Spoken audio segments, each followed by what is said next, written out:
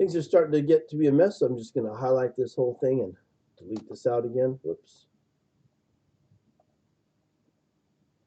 I got line normal feature on, so I got to turn that off to allow me to highlight everything and then hit delete. So we've covered normal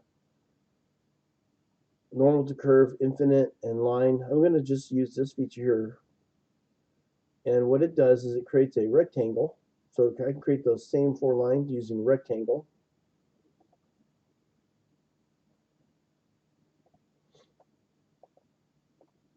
All right, so there's your rectangle.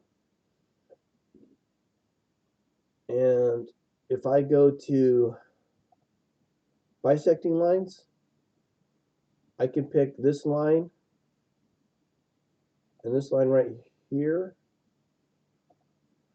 and it puts a line right down the middle. Okay, and that line is infinite in length. Okay, again, one more time under bisect, I can select a line, select another line, and miss bisect. Try it again. Pick a line, pick another line, and I just bisected those 2 lines.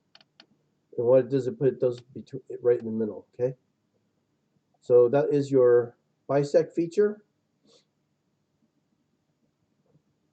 Let me hit undo just to get rid of those.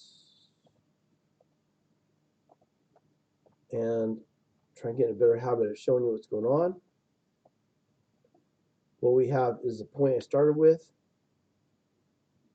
and these lines, and then these 3 points. So you have 4 points and 4 lines, and these H and V's represent parallel to the horizontal and vertical axis. This H is parallel to this horizontal yellow axis. This V is parallel to this vertical axis. All right, that's your bisect. I'm going to highlight this and delete that. Again, I'm going to use my regular line command. So I'm going to go back to the line feature, and I'm going to click a line from here to here, and I'm going to double click this line, and I'll go from here, oops, so why? Okay, double click that line, and then I'm going to start here and end here. I'm going to start on that same point